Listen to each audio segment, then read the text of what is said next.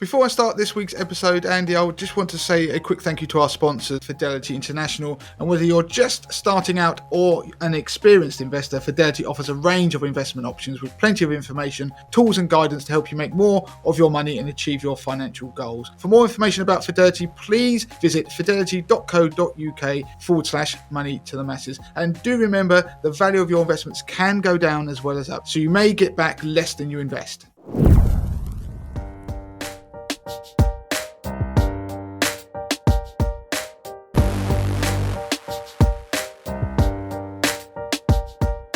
Hello and welcome to episode 410 of the Money to the Masses podcast. Unfortunately, without your resident expert, Damien Fay, but it is with just me this week, Andy Leakes. Now, unfortunately, Damien is not well enough to be on the podcast this week, but never fear, do not worry, he is recovering well. He's lost his voice and he should be back, raring to go next week. Don't worry, however, because you will still be getting your weekly dose of Damien this week, because we've been extremely busy in the last few weeks, doing lots of interviews and recording videos, and this has all been going on in the background, and it's ready to go out over the coming weeks. Now, because Damien's ill this week, we've actually brought forward some of that content, and we're going to put that on this week's show. So just to let you know what's coming up, we've got 3 pieces as usual. The first piece is actually going to be a clip of Damien appearing on another podcast, the Pension Confident podcast from PensionBee. And the reason we're bringing that piece to you this week is because we've never shared it on this podcast before. The Pension Confident podcast is actually a sponsor of the show, and you'll be hearing a sponsored advert for that show in between sections on this week's show. And the segment that we've selected is from episode 1, where Damien explains how you can get a £30,000 pension pot for just £55 a month. Now, we have actually covered that on the podcast before, so we're not going to cover that particular part of the podcast. We've selected a segment where Damien talks more about auto-enrolment and how, with the addition of employer contributions, how that can help build a sizable pension pot. And it actually ties in really nicely with a couple of articles we've been writing recently about auto-enrolment, and I'll explain what those are and we'll link to them in the show notes as well. And just to finish off that piece, we're going to talk about a piece of legislation that we're hoping is going to go through, which should really help boost retirement pots, especially for younger workers. For the second piece of the podcast, Damien is going to be talking to mortgage expert Richard Fernandez, who is a mortgage expert at online mortgage broker Habito. It's effectively a sneak preview of a series of videos that we'll be releasing in April. And Damien's quizzing Richard on the current state of the mortgage market. So there'll be lots of questions that have actually been sent in from Money to the Masses podcast listeners. And the final quick piece on the podcast this week, we're going to be speaking to Lauren and we're going to be talking loyalty cards. There's been some changes recently to a number of supermarket and shop loyalty card schemes. She's going to explain what's happening and what you can do to make sure that you don't lose out. So let's move on to the first piece of the podcast then, and I'm going to be playing some audio of Damien talking around auto-enrolment on the Pension Confident podcast from PensionBee. Because this is a wonderful world of pensions that you get a Brucey bonus from the government. Yeah, it's free money. So if you ensure that you claim back the tax relief that you're owed, then you will actually reduce the amount it's costing you out of your net pay. That's your take-home pay. That's what most people are worried about. They're concerned about. Yeah. And of course, then when you throw in the idea of auto-enrolment, then there's some real magic happening now. Absolutely. Because auto-enrolment, if people don't know, it's basically the scheme that when you join a job and you're employed, then your employer has to pay 3% of your qualifying earnings, and you have to pay 5% of yours into this pension. You can opt out, but the advice is you wouldn't want to. I mean, I can't give financial advice, but I think you'd be mad if you ever opted out of auto-enrolment. It's free money, isn't it? It's free money. You should stop thinking of it as like money that you haven't got. Do you know what I mean? The money that's coming out, because that should be part of your negotiation when you're going there. Yeah. Okay, that's auto-enrolment. Yeah, I'm going to get that. This is the amount I'm getting put in my pension. And there's some great books out there. If you ever read a book like Richest Man in Babylon, I only throw that one out there because it's. If you read it, I have. Yeah. What did you think of it? It's a brilliant book. Very fundamental things that we just don't think about too often, and I think, whilst they're very, very simple and basic concepts, you don't know what you don't know until you know you don't know it. Yeah, and for people listening who haven't read Richest Man in Babylon, it's almost biblical, isn't it? Mm-hmm. It's the narrative. It's sort of parables, isn't it? Yeah. And fundamentally, there are money lessons in there. for people who don't want to read money books, this is one to start with. Yeah. But the reason I bring it up, because one of the key messages in there is people should be putting away 10% of their wealth if they want to be able to get rich and be the richest man in Babylon, effectively. Well, if you look at auto-enrolment, the magic numbers are occurring. There's 5 there, and if you can get your employer to put in 5, you're already getting 10% of your money put away for the future, which you can't touch. So, and of course, what happens when you pull that together, then you can get to a stage where you can get the equivalent, and you add in the state pension, so you get back to that equivalent of a £30,000 a year retirement income. Then it's only costing you £55 a month, because when you add in the contribution from the employer, if you're age 30, which is £41.25 a month, and then the tax relief you also get, which is £15.75, then that's where the magic happens. So all it is you're pulling certain levers. But what I'm trying to demonstrate to people is that the Everest of the £30,000 a year retirement income, if you gave that to me, I'd be sitting there thinking, oh, I'm never going to do that. But if you make some smart choices, you look at what it's invested in, you look at how much you're being charged, you join your auto-enrolment scheme at work if you are employed and you're eligible, and you make sure you put in as much as you can as well. And I'll tell you the other thing to do, ask your employer to match your contribution. All they could say is no. So those sorts of things suddenly make it much more accessible, and I hope people then get a bit more excited about it.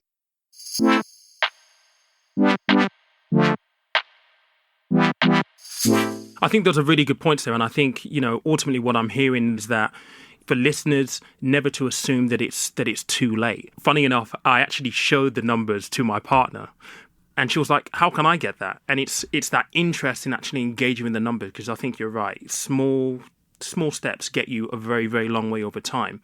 But you have also mentioned things like the auto-enrolment. I just want to talk a little bit about that. Do you think that auto-enrolment is something that people kind of either don't understand or completely miss the impact of when we talk about retirement and pensions?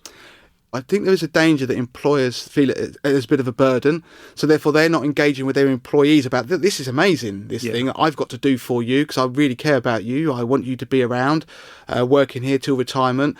But this isn't the answer on its own, and you need to be putting in more yourself. And of course, don't forget, going back to what I was talking about, I was basing that on the assumption you're going to get a state pension. And I think that is an assumption that you can't, if you're young, I think that's one that is questionable.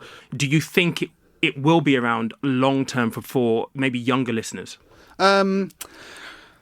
Debatable. I think not in its current form. I think it will end up being means tested. Just to give people who are young, who might not understand how it works, the state pension, when you pay national insurance contributions, they're not going into a pot with your name on. It's just going into a big fund. Imagine a cash machine where there are people who are retired withdrawing money from the cash machine, and everyone who's paying national insurance contributions are still working, and the people who are filling up that cash machine. So there's 2 queues.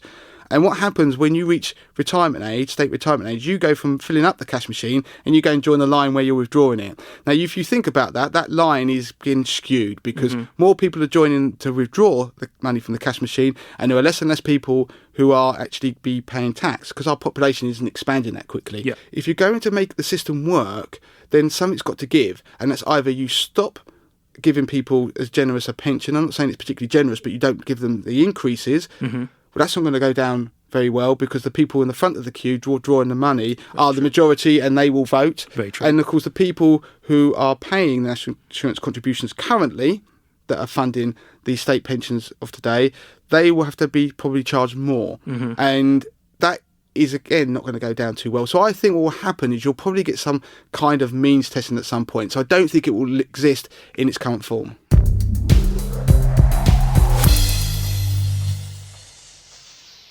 And last but not least, in each episode, we're going to be asking our special guest to give our listeners their top 3 pension saving tips. What would be yours, Damien? Okay, first of all, I would say engage with auto-enrolment because, as you said, it's free money. And I think you need to start now, is the other tip. So it isn't about how much you put in, it's the impact of starting. putting into it. So it's just a start. Don't think that it's too little. So I think that's the second one. And the third one is to engage with it, manage it, look where your pension is invested and make life choices about it, whether it's about the risk or you want to make a difference with your pension. So don't just ignore it and think that it's something that someone else will look after for you. That's not the case if you've not got a financial advisor, which most people don't. So I think if you do all three of those, you're probably going to be in a good place. Okay, so there you go. Even though Damien's not on the podcast this week through illness, you've got your weekly dose of Damien by listening to a snippet from a podcast that he did with the Pension Confident podcast from Pension Bee there. We selected that piece specifically because auto-enrolment has been in the news recently. In fact, there's been stories bubbling around from the DWP since as far back as 2017, where it has pledged to make changes to the terms of auto-enrolment. It has wanted to make two key changes which will make a massive difference to young savers. One of the promises was that it wants to lower the age of auto-enrolment from 22 to 18, and it also wants to ditch the lower band of qualifying earnings and instead calculate contributions from the first pound of salary. Now, as I say, that's been kicking around for about 6 years and nothing's really happened. But in recent weeks, the DWP is now pressing ahead by backing a private members bill that's been brought forward by a Conservative backbench MP. And that offers a way of getting the legislation through without the risk of criticism of, say, U-turns if the bid ultimately fails. Now, why this is particularly important, especially again for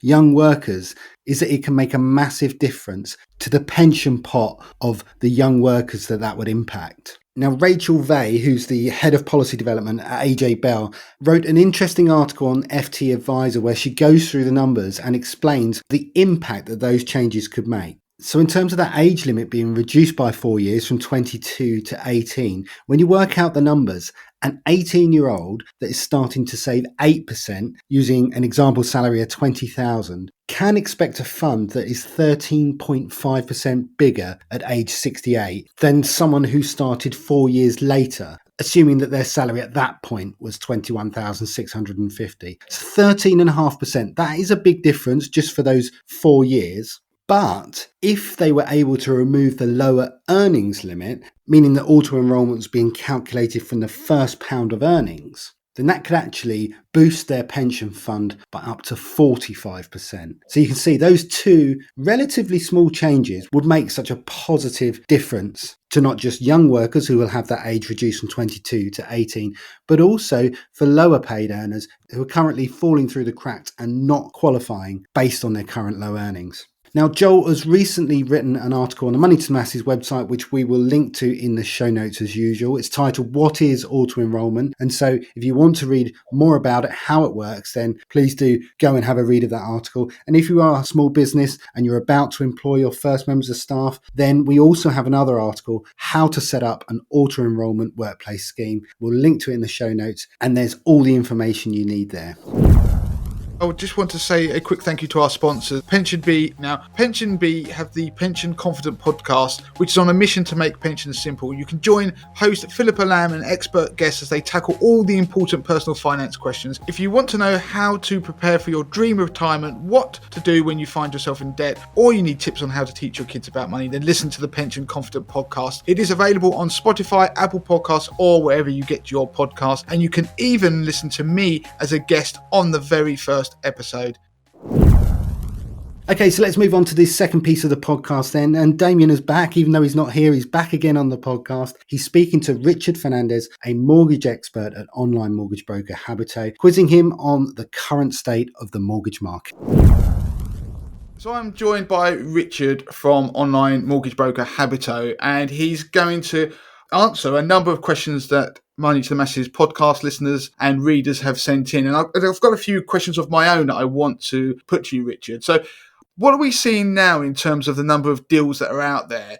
And rates seem to be settling around the sort of 4% level, don't they? Particularly on like 5-year fixes. But are the number of deals that are available out there increasing? Are they stabilising? Or are they being pulled quickly? Do people have to move fast to get them? So what is that dynamic that's going on? So it has started to stabilise a little bit. The short notice sort of withdrawals aren't as common as they were, say, a few months ago, which is good news. A lot of lenders also did withdraw certain deals as well. But things are starting to open up more where lenders are actually offering their full suite of products for people. So it is a good time to actually start looking to remortgage and actually securing a deal, because things have certainly settled down in the market. And one of the things that I'm also interested in is the time it's taking now to remortgage. Given the sort of volume of people that are needing to remortgage and what's been going on in the market, is the time that it's taken for the whole remortgage process to go through, is that still the same as it was before? How long is that at the moment?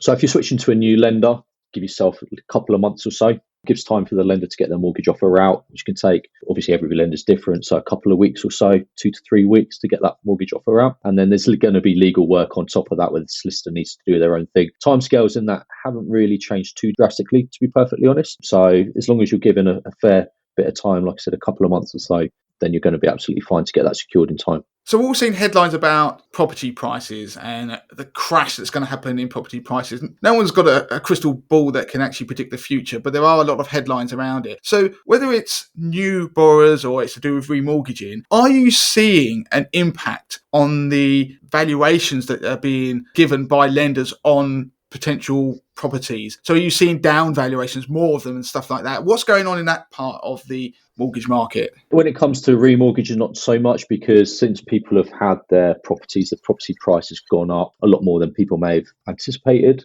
And then even if it has come down a little bit, what they think it's worth is going to be in that right ballpark for a lot of lenders. So it's not really much of an issue, to be honest. With purchases, it's maybe a few more, not drastically more than it was before. However, it's still early stages in the grand scheme of things when it comes to these trends in the property market. So that could be something in the future, down valuations, which could impact things. So it is important when you speak to a broker, if there is a down valuation with one lender, another lender actually might value it at the price you think it's worth. So when you do speak to a broker, they can switch that application over to a different lender who uses different valuation companies, and they might come back with a more preferential valuation for yourself. Okay, so I'm going to switch on to some of the questions that we've been sent in. And this one relates to higher interest rate payments, but they're saying mortgage rates mean monthly payments are going to be considerably higher. How easy is it to move onto an interest-only mortgage? So with interest-only mortgages, there's extra criteria that you do need to pass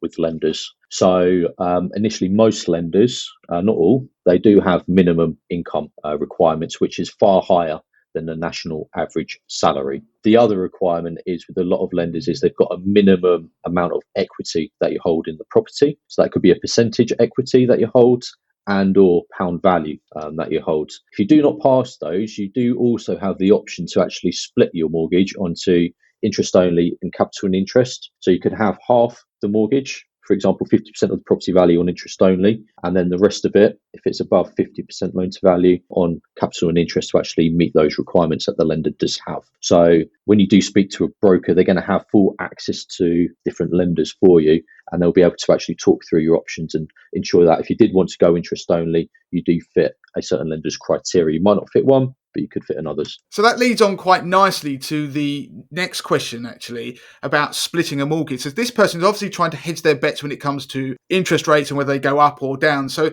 they've asked, is it possible to have part of your mortgage as a fixed rate mortgage and then actually have part of it on a variable rate or tracker rate? Yes, so that's possible with a number of lenders. So some people do this because, say, the tracker might not have early repayment charges. And other reasons people might do that is they might have a lump sum that might be due in a few years' time, but they might want to down pay a large portion of their mortgage quickly without penalty. So that's another reason why someone might want to do a fixed and a tracker on their current mortgage. Do they have to both be with the same lender, though? Yes, absolutely. That's the main thing. So you can only have one mortgage lender per property. So that will obviously then start to restrict the rate that you might get. So that's going to influence what you might end up with. You're not necessarily going to have the best of both worlds in terms of the best fixed rate or tracker rate out there. Yeah, that's absolutely right. So it's important when you speak to your broker that they look at both options for yourself. But the vast majority of people, it's either going to be a fixed or a tracker for the whole mortgage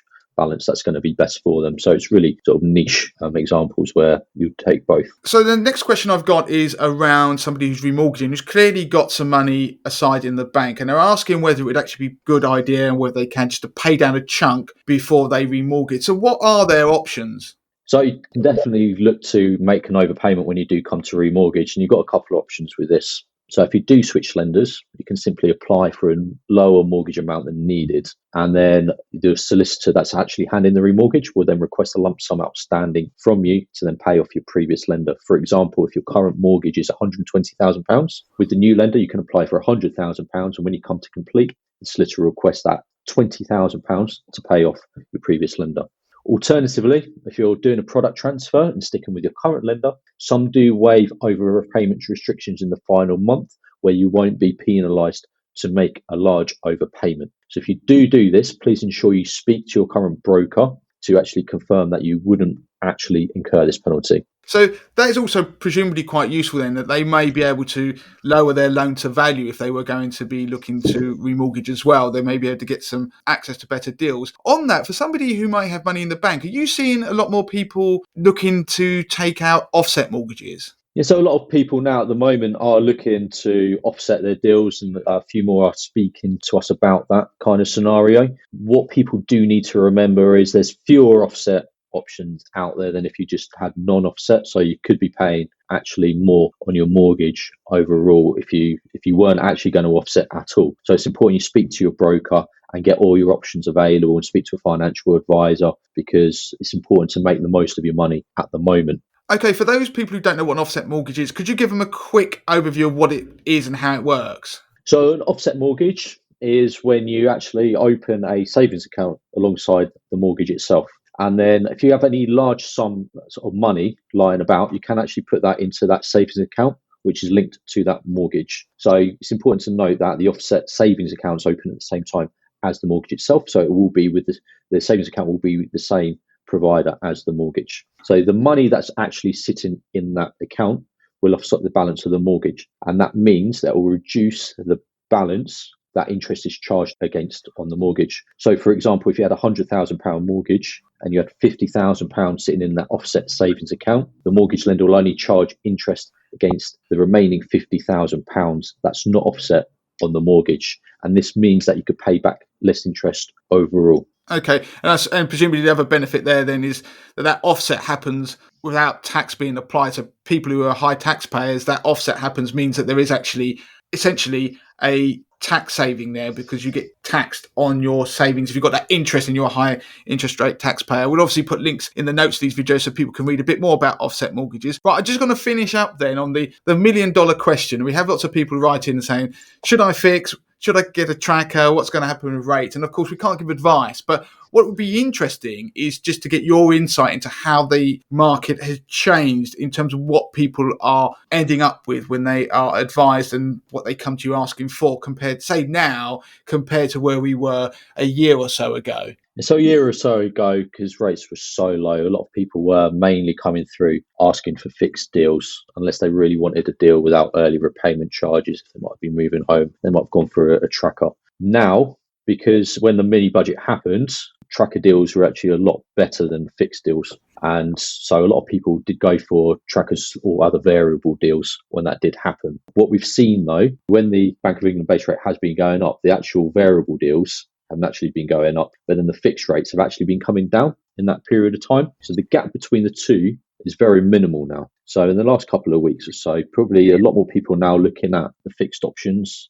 And the other thing that's very different from a year or so ago is the longer term fixeds actually have initial lower rates than the shorter term fixeds.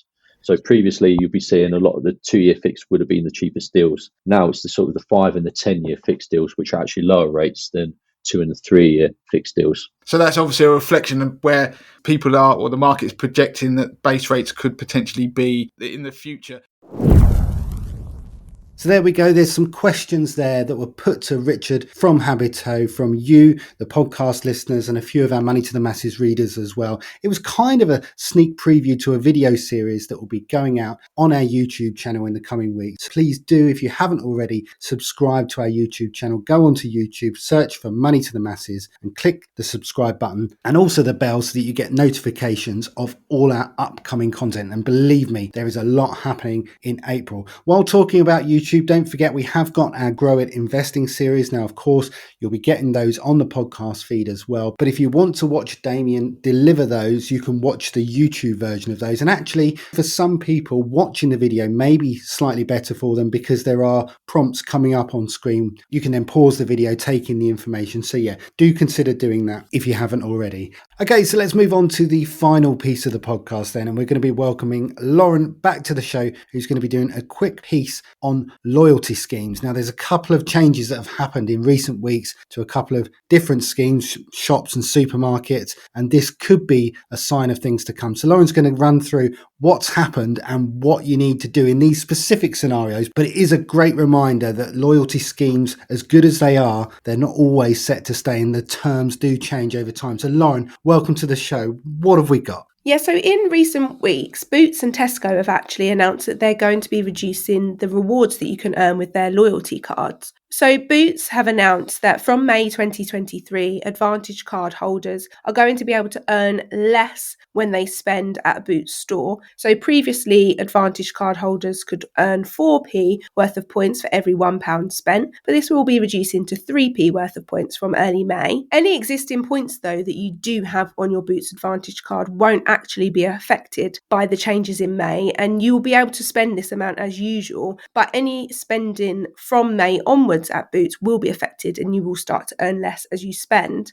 It is worth mentioning, however, that despite the cut to the Advantage points, it is introducing a 10% discount for Boots Advantage card holders on over 6,000 of Boots' own brand items. So that is something to look out for. And if you are a Boots Advantage card holder, this will be automatically applied when you shop in-store or online. So Tesco have also announced that they're going to be reducing the rewards that club card holders can earn. So from the 14th of June 2023, vouchers that you earn when you shop at Tesco's via your club card can only be redeemed at double their value compared to what you can get at the moment, which is treble their value. So as you may or may not know, if you do have a Tesco Club card, you can earn points for spending at Tesco's or with associated partners. And whatever your value of your voucher can be trebled, so you can redeem this towards any partners. So, for example, at Alton Towers or Cineworld. But from June, you will only be able to redeem your vouchers up to double their value. So if you have £10 worth of vouchers at the moment, this can be trebled to £30 for use at one of the partners. But from June onwards, this will only be up to the value of £20. So if you want to maximise your rewards with Tesco's, then you do need to do this by the 13th of June